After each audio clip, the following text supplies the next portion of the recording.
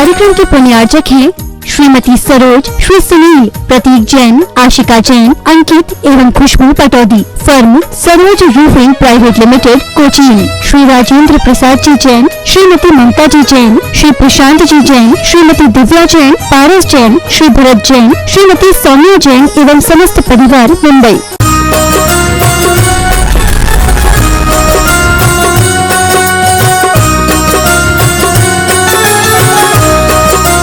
बोलिए विश्व वंदनीय देवादिदेव प्रथम तीर्थंकर खजरट श्री आदिनाथ भगवान की जय जय जय। बोलिए वर्तमान शासन नायक खजरट श्री महावीर भगवान की जय जय जय। बोलिए परम पूज्य श्रवण संस्कृति को नायक आचार्य भगवंत गुरुवर श्री 108 विद्या सागर जी महामुनिराज की जय जय जय। बोलिए परम पूज्य गुणायतन प्रणेता संघ का समाधान करता भावना युग प्रवर्तक प्रखर वक्ता पूज्य मुनि श्री 108 प्रमाण सागर जी महामुनिराज की जय जय जय। समस्त मुनि संघ की जय जय जय। आइएगा, मैं निवेदन करूंगा प्रथम प्रश्न जो है आज शर्मा फैमिली पूज्यवर के समक्ष रख रही है। गुरुदेव भगवान की जय जय जय। हमारा पहला प्रश्न महाराज जी के चरणों में है कि गौ रक्षा कैसे संभव है, गौ की रक्षा हम कैसे कर पाए, इसके लिए हमारा मार्गदर्शन करने के लिए सारे समाज के लिए ये प्रश्न है। यहीं पर है। देखिए, बहुत ही अच्छा सवाल आपने किया है। वर्तमान में गौ रक्षा एक बहुत बड़ी चुनौती बनी हुई। हमारे परम पूज्य गुरुदेव सदैव गौ रक्षा और गौ सेवा पर बल देते रहे। उनके आशीर्वाद से पूरे देश भर में लगभग 135 गौशालाएं कार्यरत है और उन सबका समूह देवोदय महासंघ के रूप में काम करता है। आज संयोग से देवोदय महासंघ के राष्ट्रीय अध्यक्ष भी यहाँ उपस्थित है, प्रेमचंद जी प्रेमी सामने हैं। ये लोग बहुत अच्छा जीव दया का कार्य करते आ रहे हैं। लेकिन आज हम लोग गौशालाएं खुलवाए, अन्य तरीके से गौ रक्षा करें, वो तो है ही, कर ही रहे हैं, उसे बढ़ाए। सरकार भी इस पर ध्यान दे रही है। लेकिन सबसे बड़ी बात गो पालकों में जागरूकता की होनी चाहिए। कसाईयों तक गोवंश को पहुंचा कौन रहा है? गोपालक। इसके ऊपर गांव गांव में जागरूकता होनी चाहिए। इसके कई कारण हैं। पहला, आज छोटे छोटे किसान ने ट्रैक्टर ला करके रख लिया, उनका बैल बेकार हो गया, तो बैलों का उपयोग नहीं। दूसरी बात, गौचर भूमि पूरे के पूरे गांवों से गोल हो गई। गौचर भूमि के अभाव में जो घर में पालतू गोवंश होता है वो इधर उधर उजाड़ करते हैं, लड़ाइयां होती। इन कारणों से थोड़े थोड़े रुपयों के लोभ में भी कुछ लोग देते हैं और कुछ लोग बोझ मानकर दे देते हैं। तो गांव में एक जागरूकता लाइए आप लोग कि कोई भी व्यक्ति जो गोपालक नहीं है उसे हम गोवंश नहीं बेचेंगे, और जो ऐसे व्यवसायियों को गोवंश बेचेगा उसके विरुद्ध वही काम करेंगे जो किसी हिंदू के द्वारा गो हत्या पर लगता है, उसको वैसा ही दंड दिया जाए। और उस तरह की जागरूकता लाएंगे तो कसाईयों के पास गोवंश मिलेंगे नहीं। हम लोग बिहार करते समय पहले गांव में जाते थे, 200-400 गोवंश का रेला मिलता था। अब गांव में 10, 20, 25, 50 से ज्यादा नहीं दिखते। तो गांव में तो वो भी रेला नहीं दिखता। इसका मतलब है गोवंश का बहुत तेजी से लोप हो रहा है। इसको जगाइए। आप लोग गांव में रहते हैं, अपने प्रभाव का प्रयोग कीजिए। गांव गांव में चेतना जगे। अगर कोई व्यक्ति ऐसा काम करे कि गैर गोपालक को गोवंश बेचे तो उसके लिए पंचायत बिठाएं, उसे गो हत्या का भागी निरूपित करे, तब उनको डर लगेगा। तुम दूध तो दे लेते हो और उसके बाद गोवंश को ऐसे ही छोड़ देते हो और एक तरफ गौ माता मानते हो, तो मतलब क्या है? ये जागरूकता जब तक नहीं लाएंगे तब तक शायद हम अपने इस मिशन को पूरा न कर पाए, इसलिए ऐसी जागरूकता होनी चाहिए। आइए बंधुओं, अब चलते हैं। और भी कोई सवाल है? श्री गुरुदेव के चरणों में बारंबार प्रणाम। बहुत सुंदर। चलते हैं पूज्य वर के माध्यम से शंका समाधान का इस सत्र प्रारंभ हो। सभी लोग एक बार दोनों हाथों को जोड़ करके पूज्य वर के चरणों में नमोस्तु निवेदित करते हुए आशीष प्राप्त करेंगे। हे गुरुवर नमोस्तु नमोस्तु नमोस्तु। आइएगा, अब मैं सीधे सीधे प्रश्नों की श्रृंखला को आगे लेता हूं। सर्वप्रथम प्रथम प्रश्न के लिए मैं निवेदन कर रहा हूं सचिन जैन कोतमा से, वो अपना प्रथम प्रश्न लेकर के आएंगे और उसके बाद अगले प्रश्न के लिए पहले से ही तैयार रहेंगी श्रीमती संध्या जैन डोंगरगांव। गुरुदेव के चरणों में त्रयवार नमोस्तु। गुरुदेव, अक्सर ऐसा होता है कि हम किसी जीव की रक्षा करने के लिए उसको सरकाते हैं और उसकी हत्या हो जाती है, तो इससे जैन धर्म तो भावना प्रधान धर्म है, तो बचाने का भाव होता है, तो बचाने का पुण्य लगेगा, पुण्य बंद होगा या हत्या लग क्या पाप? देखिए, रक्षा करने का भाव अच्छा भाव, लेकिन किसी की भी रक्षा करो तो इतने विवेक से करो कि रक्षा में हत्या ना। हमें विवेक रखना चाहिए, समझ गए? हमने सुना कि एक बार एक घर में गर्मी की छुट्टी थी, एक गौरैया चिड़िया अपना घोंसला बना रही थी और उसको बहुत तकलीफ हो रही थी बनाने में। कुछ बच्चे देख रहे थे तो उनने क्या किया कि उसकी मदद करने के ख्याल से वहां पर उनके लिए अपने हाथ से सब बिछा दिया और उनके अंडों को उस पर रख दिया। थोड़ी देर बाद गौरैया आई और गौरैया ने देखा और उसने सारे अंडों को नीचे गिरा दिया। करने का प्रयास तो रक्षा का था, हो गई हत्या। ये क्या है? ये विवेकहीन प्रयास का फल है। जब हमें ये पता है कि ये गौरैया चिड़िया किसी के स्पर्श को ठीक नहीं मानती तो हमें नहीं करना चाहिए। तो इसी तरह जब भी हम कोई रक्षा का काम करे तो इतने विवेक से करे। विवेकपूर्ण तरीके से रक्षा का काम करने के बाद भी हो सकता है कि उनकी हत्या हो जाए, तो उसमें हमें दोष नहीं। श्रीमती संध्या जैन डोंगरगांव से और उसके बाद तैयार रहेंगे अंशु जैन कोतमा। नमोस्तु महाराज जी, नमोस्तु महाराज जी, नमोस्तु महाराज जी। कांजी आहार क्या है, कब, कहाँ और कैसे इसका प्रयोग किया जाता है? वह अचाम्ल क्या है? कांजी और अचाम्ल का जो उल्लेख होता है ये एक प्रकार से निर्विकृति है। मार के साथ भोजन लेना, ये कांजी मार और चावल, इसको अचाम्ल बोलते हैं। कुछ जगह इमली के पानी के साथ भोजन लेने को भी अचाम्ल बोलते हैं। इसी को कांजी कहते हैं।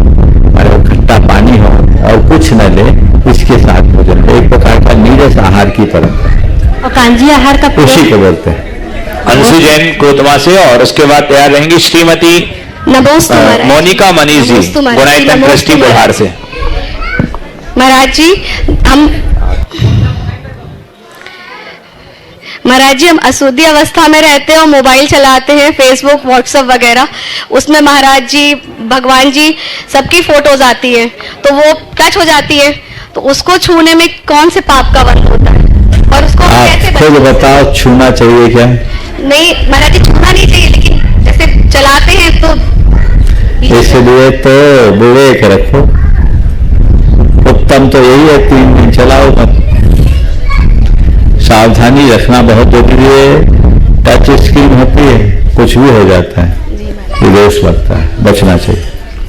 श्री मनीष मोनिका जी, गुणायतन ट्रस्टी बिहार से और उसके बाद तैयार रहेंगी श्रीमती मोना जैन डोंगरगांव। नमोस्तु नमोस्तु महाराज जी। महाराज जी, शास्त्रों में 6 रस का त्याग आता है और रसी 7 होती है।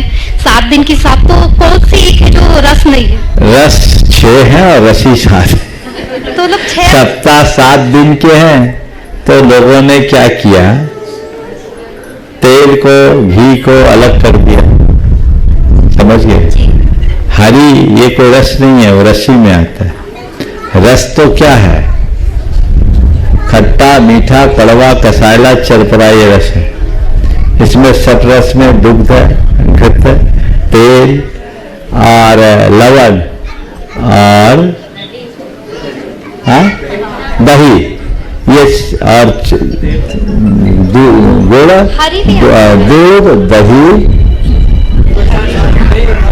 दूध दही तेल घी और मीठा गुड़ और नमक लवण, ये 6 रस होते हैं और हरी साथ में जोड़ देते हैं। नमोस्तु महाराज। मनीष मोनिका जी गुणायतन ट्रस्टी हो गए। इसके बाद श्रीमती मोना जैन डोंगर गांव से, और उसके बाद तैयार रहेंगी प्रतिभा स्थली की छात्रा जो है कोतमा से हैं, निष्ठा जैन, आर्ची जैन, तैयार रहें। मुनि श्री को नमोस्तु नमोस्तु नमोस्तु। मुनि छुल्लक महाराज जी को इच्छा भी। मुनि श्री जी, मैं अपने भावना योग का एक्सपीरियंस बताना चाहती हूँ।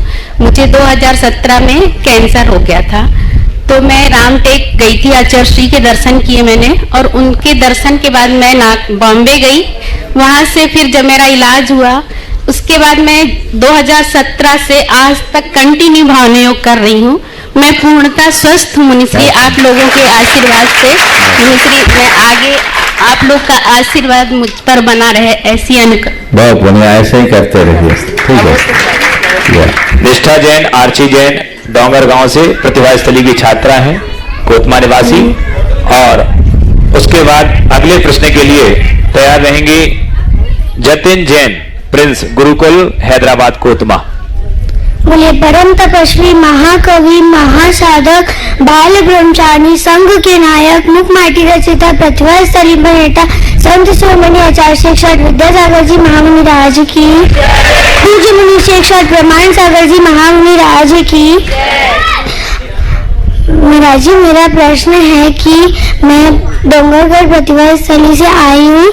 मुझे वहाँ पे बहुत अच्छा लगता है और मैं बहुत अच्छे से पढ़ाई करती हूँ। मुझे सभी दीदी जी बहुत अच्छे से मेरा ध्यान रखती है और माँ बनकर वो हमारा ध्यान रखती है, पर भी मुझे मम्मा पापा और घर की बहुत याद आती है। हम ऐसा क्या करें जिससे हमें कम याद आए? देखो, ये स्वाभाविक है, बच्चों को अपने माँ बाप की याद नहीं आएगी तो किसकी आएगी, है ना। लेकिन एक बात मन में बिठा दो कि मैं पढ़ाई करने नहीं गई हूँ, तपस्या करने गई हूँ। किसके लिए गई हूँ? और पढ़ लिख करके मैं अपना जीवन इतना ऊंचा उठाऊंगी कि लोग मुझे देखकर मेरे माँ बाप का मान बढ़ाएंगे, उनका गौरव करेंगे, उनका सम्मान करेंगे। समझ गए? कुछ करने के लिए हमको बहुत कुछ त्यागना पड़ता है। अपनी भावनाओं पर नियंत्रण करोगे तभी आगे बढ़ोगे। नमोस्तु महाराज, नमोस्तु महाराज, नमोस्तु। जतिन जैन, प्रिंस, गुरुकुल, हैदराबाद की छात्र हैं। महाराज जी। उसके बाद तैयार रहेंगे रवि जैन, कोतमा। महाराज जी, मैं दूसरों पे विश्वास बहुत जल्दी कर लेता हूँ, उसका परिणाम हमेशा नेगेटिव मिलता है, तो ऐसा क्या करूँ कि मैं लोगों की सही पहचान कर सकूं? देखिए, तो स्वाभाविक है, जो जल्दी विश्वास करेगा वो धोखा खाएगा। तो किसी पर जल्दी विश्वास मत करो, हालांकि शंका भी किसी पर मत करो, पर थोड़ा आंखें खोले। समझ गए? उस व्यक्ति को, किसी भी व्यक्ति के सामने अगर अपना अंतरंग खोलना चाहते हो तो उसको थोड़ा निकटता से देखो, उसकी प्रवृत्तियों पर वाच करो और फिर सोच समझ करके निर्णय लो, अन्यथा धोखा खाओ। रवि जैन, कोतमा से। और उसके बाद तैयार रहेंगी ओमी जैन। महाराज जी, अगर भावपूर्वक तत्वार सूत्र पढ़ने से हमें एक उपवास का फल मिलता है, फिर लोग भूखे पेट उपवास क्यों करते हैं? बाजार में कोई चीज जाते हो, खरीदते हो, तो स्कीम में कुछ चीजें मिलती है। स्कीम में बहुत सारी, एक में एक फ्री भी मिलती है, एक में एक फ्री, दो में एक फ्री। पर स्कीम में कब मिलती है? जब माल खरीदते हो तब, कि सीधे स्कीम में मिल जाए? जब माल खरीद। तुम जाओ किसी दुकानदार के पास, बोले हमको तो स्कीम दे दो, बाकी माल से मतलब नहीं, क्या करेगा? धक्का मार के निकालेगा। तो तत्वार्थ सूत्र पढ़ोगे तब एक उपवास का फल मिलेगा, और वो सीधे करोगे तो नहीं मिलेगा। समझ गए? इसलिए उपवास करो, और उपवास के साथ ये चीजें साथ साथ करो तो आगे बढ़ सकता है। ये इसके पीछे एक कारण भी मुझे दिखता है। तत्वार्थ सूत्र की महिमा तो है ही, उस महिमा को दर्शाने के लिए ये बात बताई गई कि इससे भी जो लोग उपवास नहीं कर सकते वो तत्वार्थ सूत्र करके अपना कुछ कर्म काट ले, ये बताएगा। नमोस्तु महाराज। ओमी जैन अगले प्रश्न के लिए। और उसके बाद तैयार रहेंगे श्रीमान प्रेमचंद जी प्रेमी, गुणायतन श्रोमणी संरक्षक, दयोदय महासंघ के अध्यक्ष। और इसके बाद अलग अलग, हाँ, इसके बाद तैयार रहेंगी संध्या जैन, जनता परिवार। गुरुदेव के चरणों में देवोदय महासंघ से राकेश जी, अभिषेक जी, सपना वो पूरे देवोदय महासंघ परिवार का बारंबार नमस्ते। गुरुदेव अभी 6 मार्च को भोपाल में देवोदय महासंघ को उसके कार्य गौ सेवा के लिए मुख्यमंत्री जी ने कार्यशाला रखी थी। उसमें हम लोगों को सबको बुलाया था, लगभग 75 गौशाला वालों को मध्य प्रदेश से बुलाया गया था, जिसमें मुख्य विषय और तो विषय थे, लेकिन मुख्य विषय ये था कि वित्तीय प्रवाह और गौशालाओं का स्वावलंबन।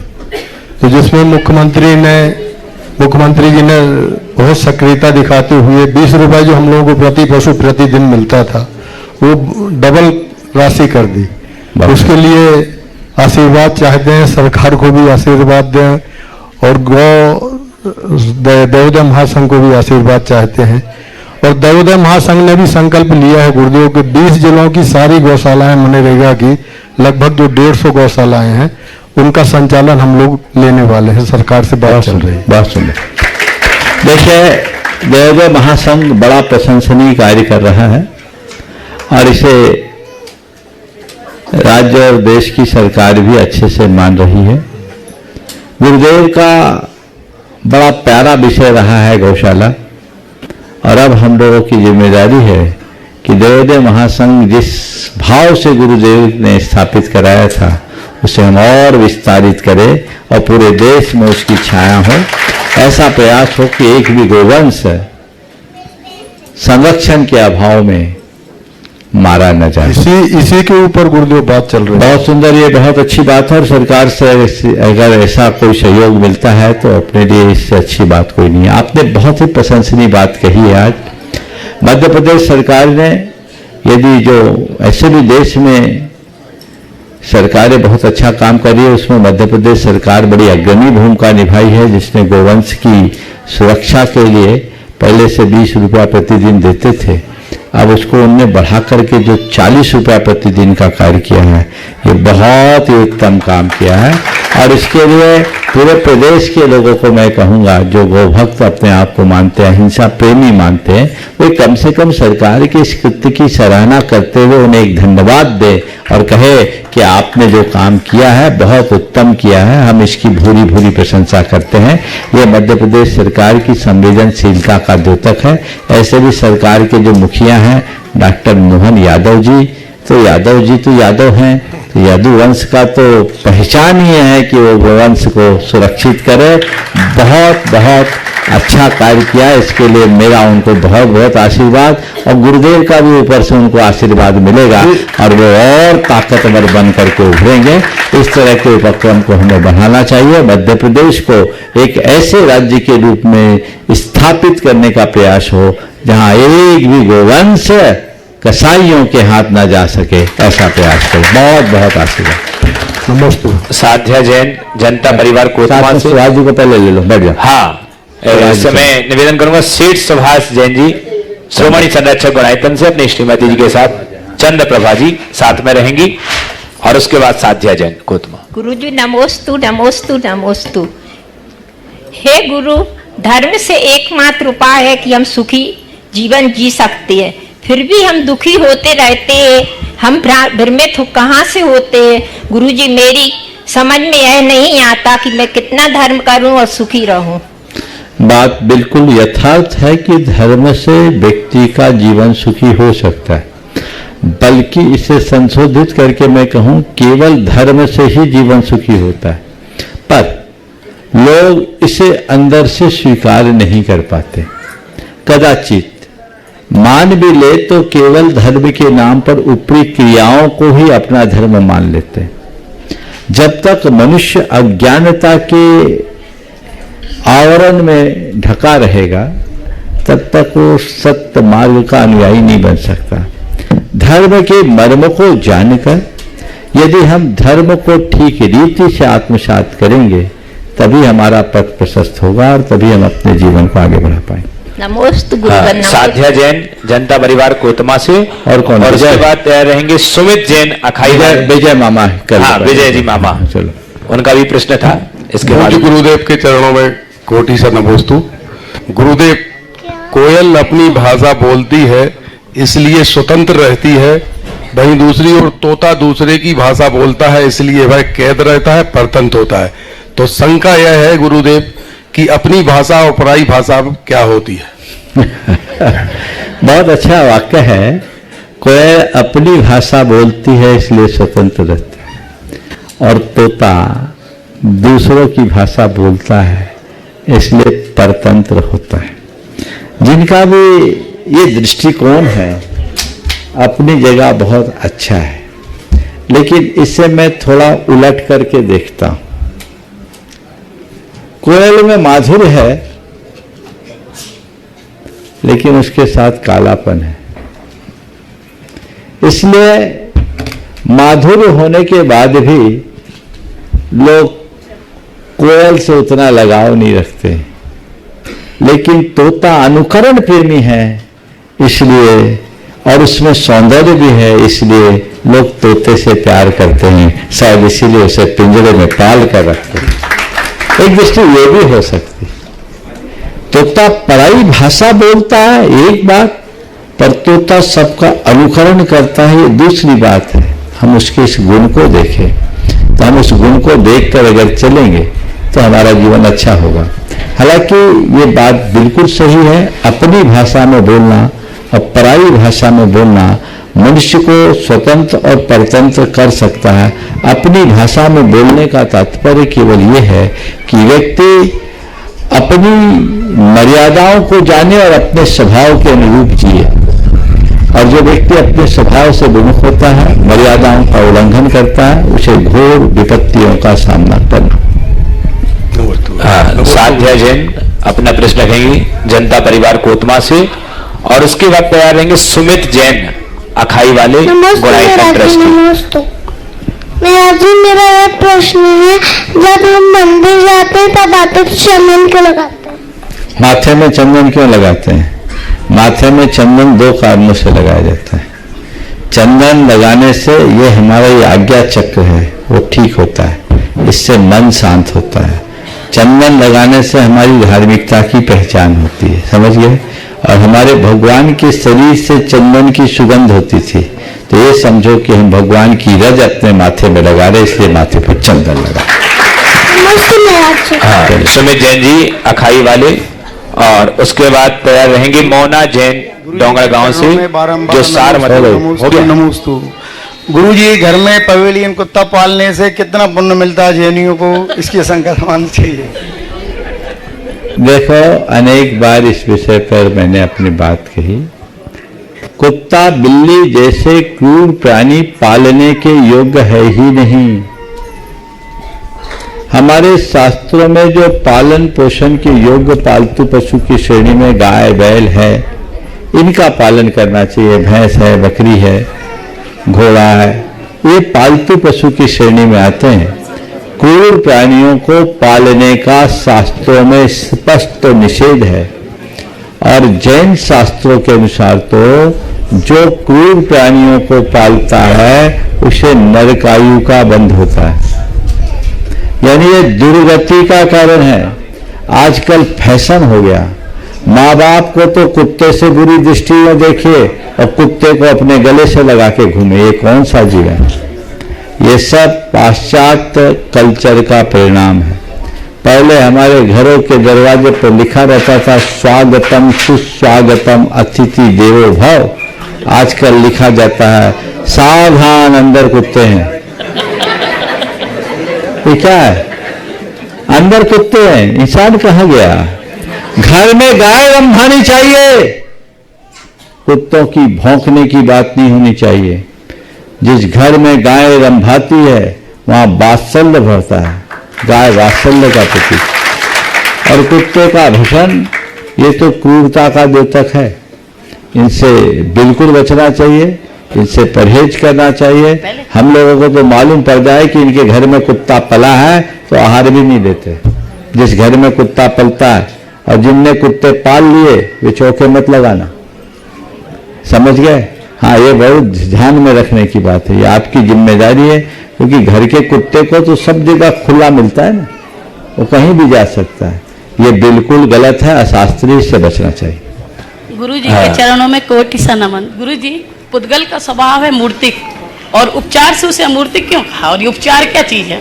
उपचार चूंकि अमूर्तिक जीव के साथ उसका संबंध है, इसलिए कथनचित उसको अमूर्तिक कहते हैं। खिलावन केवट सेमरा ग्राम से हमारे बीच में है, वो पूज्यवर के चरणों में अपना प्रश्न रखें। और उसके बाद तैयार रहेंगी सुषमा जैन, जनता परिवार। खिलावन केवट सेमरा ग्राम।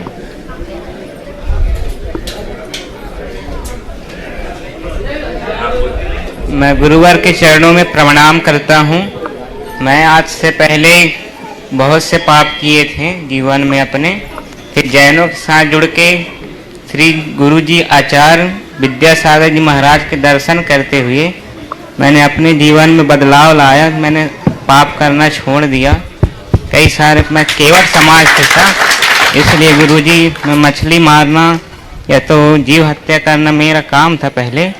अब ये सारे काम मैंने बंद कर दिए हैं, ताकि गुरुजी से आशीर्वाद भी लेना चाहता था। इसके लिए कई बार गया तो डर था मुझे कि मैं दूसरी जाति के होने के कारण मुझे उनका आशीर्वाद प्राप्त नहीं होगा। फिर मुझे कुछ दिन बाद निर्भेक सागर जी और सीता सागर जी मिले। उन्होंने अपना आशीर्वाद दिया, ज्ञान दिया कि गुरु सबके होते हैं, साधु सबके होते हैं। तब से उन्होंने अपने सेवा में रख लिया। मुझे 4-5 दिन तक उनके साथ में रहा, उनके हाथ पांव दबाता रहा। उनके साथ आशीर्वाद स्वरूप मुझे बुक भी मिला था, उनका पुस्तक और पेन दिए थे गुरुजी ने। और अभी एक जो आप वो पिच्छी रखते हैं उसका एक टुकड़ा भी मिला था, गुरुजी ने आशीर्वाद स्वरूप दिया था। मैं सभी गुरुजी को प्रणाम करता हूँ और अपने सभी पापों के लिए क्षमा चाहता हूँ। गुरु देखो, जब जागो तभी सवेरा। बहुत अच्छी बात है, तुम्हारा शुभोदय जगा, तुम्हारा हृदय परिवर्तन आया। आप मुड़ के मत देखना, समझ गए? जो रास्ता पकड़ लिया उसी रास्ते पे चलना। और गुरुओं की कृपा तो जो भक्त लोग होते हैं, भले पास आए या ना आए, अपने आप बरस जाती है। समझ गए? आशीर्वाद। चलो, सुषमा जैन जनता परिवार से अपना प्रश्न रखेंगे और उसके बाद तैयार रहेंगी विनय कुमार जैन, ट्रस्टी गुणायतन, तैयार रहेंगे। मुनिश्री के चरणों में सादर नमोस्तु नमोस्तु नमोस्तु। ये हाइको है आचार्य श्री का। ना मत कहो, हाँ की कुबत देखो। ना कहने से काम बिगड़ जाता है और हाँ कहने से बनता नहीं है, लेकिन अगर हम नहीं कर पाते हैं तो और बिगड़ जाता है। इसे कृपया आप मार्गदर्शित करें। ना मत कहो, हाँ की कुबत देखो, तीसरा दंग रह जाओ। गुरुदेव ने बदला दंग रहोगे, दंग रहोगे। ना मत कहो, हाँ की कुबत देखो, दंग रहोगे। अर्थात गुरुदेव का इसमें जो दृष्टिकोण है वो ये है, नकारात्मकता से बढ़ो और बचो और सकारात्मकता को अपनाओ। मुझसे नहीं होगा और मुझे करना है, दोनों में अंतर है ना। जो कहेगा कि मुझसे नहीं होगा वो कुछ नहीं कर पाएगा। नकारात्मक सोच वाला और सोच को सकारात्मक बनाने वाला ऊंचाई छूता है। हाँ की कुबत का मतलब है पॉजिटिविटी की सामर्थ्य देखो। हाँ कहने का तात्पर्य गुरुदेव का ये नहीं कि केवल हाँ में हाँ मिला। हाँ में हाँ मिलाने वाला तो विफल हो सकता है, लेकिन सोच को सकारात्मक बनाकर चलने वाला व्यक्ति जीवन में सदैव सफल। अच्छा, ये वाक्य है गुरुदेव ने बहुत सुंदर। नमोस्तु गुरु। विनय कुमार जी ट्रस्टी गुणायतन और चिरमिरी से हैं। उसके बाद तैयार रहेंगे गणेश शर्मा जी जो जिला जेलर हैं और चित्रकूट निवासी हैं। आज पूज्यवर के चरणों में आशीष प्राप्त करने आए। गणेश शर्मा जी अपना। नमस्ते महाराज जी, आत्मा रहती शरीर में है लेकिन कहाँ तक जा सकती है? और हाथी के दांत दिखाने के और खाने के और होते हैं, उसका थोड़ा सारांश बताएं। दोनों सवाल अलग अलग है। आत्मा शरीर में रहती है, शरीर के भीतर ही रहती है। मृत्यु के बाद जहाँ जन्म लेना वहाँ जा सकते हैं, लेकिन कभी कभी हम लोग आपे से बाहर होते हैं। गुस्सा तेज आ जाए तो आत्मा अपने शरीर से तिगुने प्रमाण फैल सकता है। कोई वेदना अगर तीव्र हो जाए तो छटपटाहट में हमारा शरीर तिगुना प्रमाण फैलता है। ये दो स्थितियों में हमारी आत्मा वर्तमान के हिसाब से बोल रहा हूँ शरीर से बाहर जाए, और कुछ लोग मृत्यु के पूर्व जहाँ जन्म लेना है कुछ क्षण पहले उस स्थान का स्पर्श करके भी आ सकते हैं। शेष समय में आत्मा शरीर के हिसाब से होता है। हाथी के दांत खाने के अलग और दिखाने के अलग होते हैं। ये लोगों के दोहरेपन को रेखांकित करने वाला कहावत है। हाथी के दो दांत होते दिखते हैं पर वो काम के नहीं होते। जो लोग केवल दिखावा करते हैं अंतःस्पर्शी नहीं होते, उनके लिए यही कहते हैं जो दिख रहा है वो सच मत मानो। खाने के दांत अलग है, दिखाने के अलग। आइएगा अगले प्रश्न के लिए गणेश शर्मा जी, और उसके बाद तैयार रहेंगे जो पूज्यवर के मंगल विहार में अनवरत रूप से पूज्यवर के साथ चल रहे हैं, गोल्डी भैया, सरस सरावगी जी, जीतू भैया कोलकाता, विक्रम अंबिकापुर, विक्रम जी, हरीश जी दिल्ली, निखिल जी कोतमा, अक्षय गुणायतन, ताबस जी गुणायतन और चंदू काका, विमल जी अमरपाटन, अशोक जी, ये सभी लोग एक साथ खड़े होकर के एक प्रश्न पूज्यवर के चरणों में रखें। हाँ बोलिए। गुरुदेव चरणों में नमन।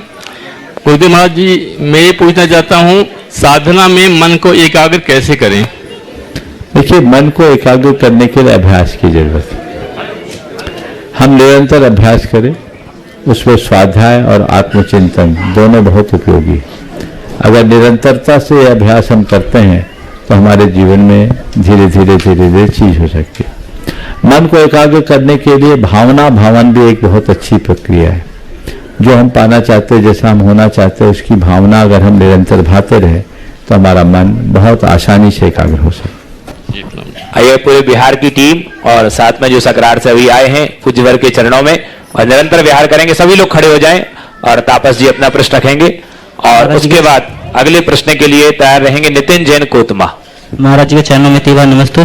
सभी से लोग महाराज जी को अच्छा में। महाराज जी, मेरा शंका ये है, जब हम कोई मंदिर में दर्शन करने जाते हैं तो उसी के सामने कोई सामने आ जाता है, सामने खड़े हो जाता है और आना जाना शुरू करता है तो अपना मन में भाव बिगड़ जाता है। तो गुरु जी, ऐसा क्या करने से भाव ठीक हो जाएगा? कृपया मार्गदर्शन दीजिए। मंदिर में जब दर्शन करो तो एक बार भगवान को देखो, आंखें बंद कर लो, आंखों में भगवान को संभालो, कौन आया कौन गया पता ही नहीं लगे, क्योंकि मंदिर है सामूहिक स्थल।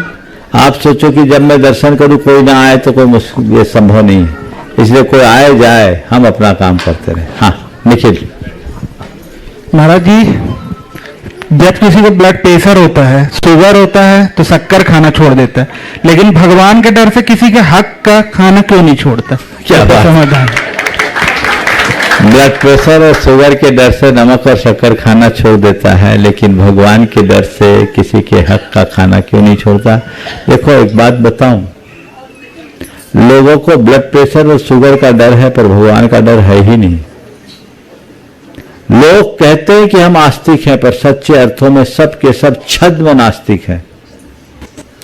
नास्तिक से भी खतरनाक होता है छद्म नास्तिक। नास्तिक तो दिख जाता है नास्तिक है, पर छद्म नास्तिक वो है जो ऊपर से आस्तिक दिखता है लेकिन अंदर से नास्तिक होता है। उसे भगवान से कोई लेना देना नहीं, भगवान पर कोई भरोसा नहीं। अगर भगवान पर भरोसा होता तो भगवान का डर होता। हर पल भगवान को धोखा देता, रोज भगवान को पूछता भी है। अंदर भगवान की पूजा करेगा, बाहर आकर उसी भगवान को धोखा देगा। अगर सच्चे अर्थों में आस्तिकता है तो भगवान का डर हर पल होगा और उस व्यक्ति के लिए फिर कुछ कहने की जरूरत नहीं है। वो वही करेगा जो भगवान को इष्ट है। जिनका भगवान ने निषेध किया वो कभी भी स्वीकार नहीं करेगा। तो ये दोहरापन है जीवन का, जिसे हमें बदलना चाहिए। आइएगा अगले प्रश्न के लिए रागनी जैन, उसके बाद तैयार रहेंगे IRS अतुल जैन जी भोपाल से। नमस्ते महाराज जी। बोलो। बुरी परिस्थिति में अपने आप को शांत कैसे रखें जिससे कि हमारा मन शांत रहे? बुरी परिस्थिति में अपने आप को शांत कैसे रखें, अक्सर ये सवाल आता है। इससे कुछ दिन पहले मैंने बहुत विस्तार से इस पर चर्चा की। आज संक्षेप में इतना ही कहूंगा। मन को शांत रखने के लिए सबसे पहले सकारात्मक सोचो, अपनी सोच को सकारात्मक बनाओ। दूसरी बात, मन में धैर्य रखो, ये सोचो कि आज स्थिति बुरी है कल अच्छी होगी। तीसरी बात, आशावादी बनो। और चौथी बात, आत्मविश्वास से लबरेज रहो, चीजें बदल जाए। IFS अतुल जैन जी भोपाल से गुणायतन ट्रस्टी अपना प्रश्न रखेंगे और उसके बाद तैयार रहेंगी आरती जैन कोतमा से। नमस्ते गुरुवर। सभी धर्म महान है, सभी धर्मों का आदर करना चाहिए, सभी धर्मों का सम्मान करना चाहिए। फिर साथ में मिथ्या दर्शन और मिथ्यात्व की बात आती है, तो इसको ध्यान में रखते हुए गुरुदेव जी मैं जानना चाहता हूँ कि हमें दूसरे धर्मों के बारे में किस तरह की अवधारणा और किस तरह की सम्मान की बात करें। देखिए, धर्म और धर्मी अलग अलग चीज होती है। धर्म सबकी आस्था का विषय है और जिसका जिस धर्म में विश्वास है, जिसकी जैसी आस्था है, वो दृढ़ता के साथ अपने धर्म का पालन करे पर कट्टरता से बचे। मुझे जो चीज धर्म के विषय में अच्छी लगती है, आज मान लीजिए धर्म है, एक धर्म है जहां अहिंसा को प्रमुखता है, अहिंसा को ही परमो धर्म कहा, और दूसरी तरफ धर्म और धर्म के नाम पर हिंसा है। तो जिस मनुष्य की अहिंसा में आस्था है वो हिंसा को धर्म कैसे मानेगा? सपने में भी नहीं मानेगा। और यदि आपके कथनानुसार ये कह दिया जाए सब धर्मों में आदर रखो तो तुम अहिंसा को भी धर्म मानो, हिंसा को भी धर्म मान लो, ऐसा होगा क्या? रात और दिन दोनों एक कैसे होंगे? तो मैंने जो धर्म के स्वरूप को समझा है, मेरी व्यक्तिगत चॉइस है, वो मेरी अपनी आस्था का विषय है, मैं उस आस्था के अनुरूप जीऊं, ये मेरी दृढ़ता है और ये मेरी स्वतंत्रता भी है। लेकिन यही चीज कट्टरता में बदल जाए तो कटुता फैलती है। कट्टरता नहीं होनी चाहिए, कुशलता होनी चाहिए। कट्टरता और कुशलता में क्या अंतर है? अपने धर्म का दृढ़ता पूर्वक पालन करते हुए दूसरों का अनादर न करना कुशलता है और अपने धर्म को श्रेष्ठ निरूपित करते हुए दूसरों को तुच्छ साबित करना कट्टरता है। ठीक है, उसका अपना विश्वास है, मेरा अपना विश्वास है, मैं अपने विश्वास की तरह जीता हूं और उस पर जीने का मुझे पूर्ण अधिकार है। हमारा संविधान भी हमें स्वतंत्रता देता है। लेकिन मैं अपना धर्म दूसरों पर थोपूं, ये अच्छी बात नहीं है। इसलिए एक वाक्य में कहूंगा, धर्म में हमें दृढ़ता रखनी है, कट्टरता नहीं। आरती जैन कोतमा से और उसके बाद तैयार रहेंगे प्रिया जैन अंबिकापुर अपना प्रश्न लेकर। मुनिवर के चरणों में बारंबार नमोस्तु। मुनिवर, भावना योग का आइडिया आपके मन में कैसे आया, कब आया और इसकी शुरुआत कैसे हुई? देखो, भावना योग ऐसे तो बहुत सालों से मेरे मानस में घूम रहा था। बीच के दिनों में बहुत सारी पुस्तकें लोगों ने दी जो अंग्रेजी में थी, मैंने वो पढ़ा। हमारी समाज की नई पीढ़ी के लोगों का बड़ा उसमें रुझान हुआ। मैंने जब उन पुस्तकों को पढ़ा तो लगा कि ये तो स्वाभाविक चीज है, हम लोग ध्यान साधना का अभ्यास करते हैं। तो मेरे मन में बहुत सालों से एक मंथन चल रहा था कि कोई एक ऐसी बात, ऐसी एक पद्धति लोगों के बीच प्रस्तुत होनी चाहिए जिससे हमारी पीढ़ी इसका लाभ ले और पश्चिम की तरफ भागने से बचे। इसी क्रम में 10 लक्षण में शिविर लगते। 2018 में रतलाम में शिविर था। इससे पूर्व शिविरों में मैं ध्यान कराया करता था सुबह से। मन में आया इस बार के शिविर में ध्यान कराने की जगह भावना योग करूं, और 10 दिन तक लगातार लोगों ने ये भावना योग किया और इसकी एक प्रकार से औपचारिक शुरुआत रतलाम से 2018 से हुई। तब से निरंतर चल रहा है और लोग लाभ ले रहे हैं और लोगों को बहुत अच्छा लग रहा है। बड़ा सफल प्रयोग है। मुनिवर, मुझे अस्थमा है और मैं रोज भावना योग करती हूँ, बहुत आराम है। आराम है ना? बहुत बढ़िया। प्रिया जैन रायपुर अंबिकापुर से और उसके बाद तैयार रहेंगे डॉक्टर सुधीर जैन।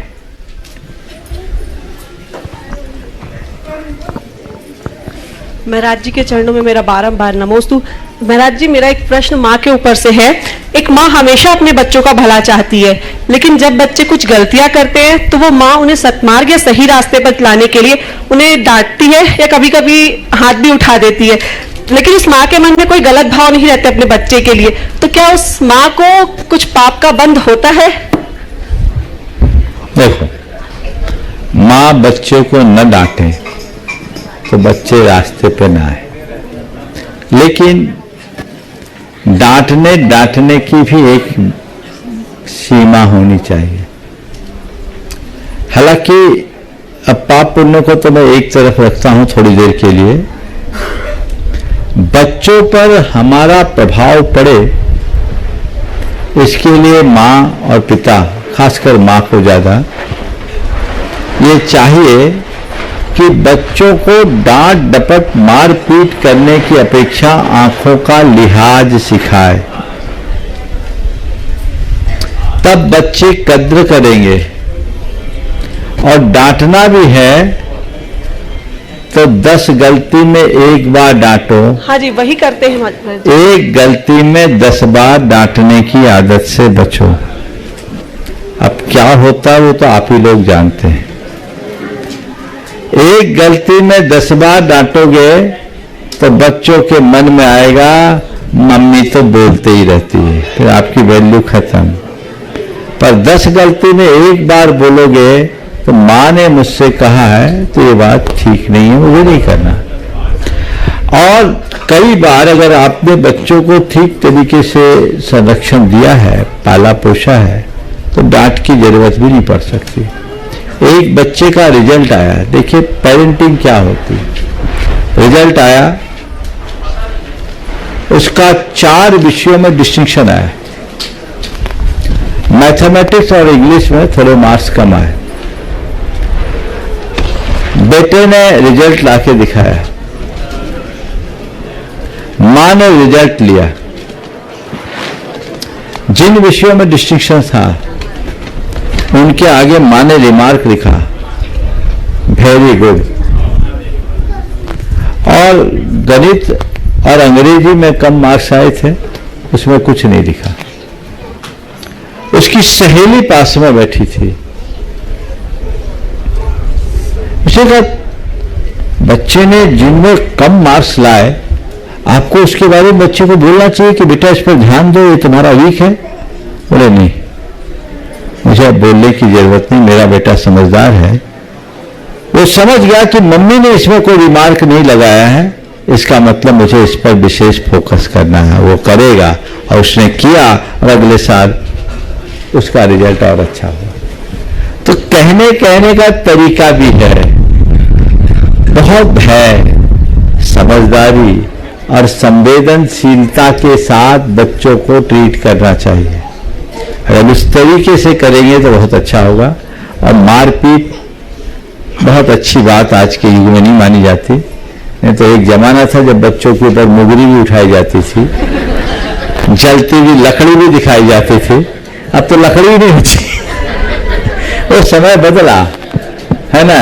हालांकि हम लोग हैं कुट-पीट के मजबूत हुए हैं, लेकिन आज के बच्चे अलग हो गए हैं। पहले अनेक संतान होते थे, उनको उसी तरह से लाड भी मिलता था, डांट भी मिलती थी, लेकिन मार पीट को मैं अच्छी बात नहीं मानता। अगले प्रश्न के लिए डॉक्टर सुधीर जी, और उसके बाद तैयार रहेंगी रितु जैन कोतमा। महाराज जी के चरणों में मेरा और चौधरी परिवार की ओर से त्रिवार नमोस्तु। महाराज जी, भक्तांबर के 17वें काव्य ने मेरी जीवन धारा बदल दी, पर मेरा प्रश्न 36वें काव्य से है। उन्निंद्र हेम नव पंकज कुंज कांति, परियुल्लसम नख मयूख शिखाभिरामो। मैं महाराज जी ये पूछना चाहता हूँ कि श्री जी जब चलते हैं तो स्वर्ण कमलों की रचना होती है और उनके नख जगमगाते हैं, ये सब कैसे होता होगा? बहुत उत्सुकता है आपके मुखाबर। थोड़े दिन रुको, गुनायतन में सब आंखों से देख लो, तो सारी संरचना बहुत जल्दी देखने को मिलेगा। नारेली में देखा है, नारेली में। नारेली में ये बना हुआ है। नारेली में नहीं, अजमेर में बना हुआ है। अजमेर में ये जब जुलूस निकलता है तब होता है, बना है। अच्छा, मैंने नहीं देखा। अजमेर में है, जब भगवान की शोभा यात्रा होती है तो 225 कमलों की पंक्ति रखती है, लेकिन गुनायतन में आप टेक्नोलॉजी के माध्यम से इसे जीवंत रूप में देखो। रितु जैन अगले प्रश्न के लिए तैयार रहें और उसके बाद तैयार रहेंगे सुमत जैन अशोक नगर। हो गए। हाँ महाराज जी नमोस्तु। महाराज जी हम लोग दूसरों के चौके में आहार देने जाते हैं तो वहीं की सामग्री उपयोग करते हैं, तो उससे क्या आहार दान का पुण्य लगता है कि नहीं?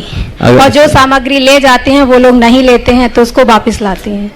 देखिए, दूसरों के चौके में घुसपैठ नहीं करना चाहिए, अनुमति लेके जाना चाहिए। जी अनुमति से। अगर उसकी अनुमति है और आप गए हैं जी, औकत कारित अनुमोदन बराबर है।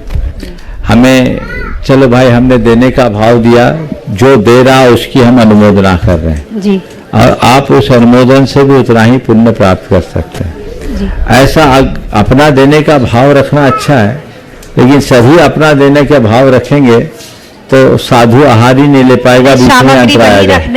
वो उसकी इच्छा पर है, वो अपनी सामग्री का प्रयोग कर रहा है। अब सब लोग सामग्री देते रहेंगे तो अपनी कब लगाएगा?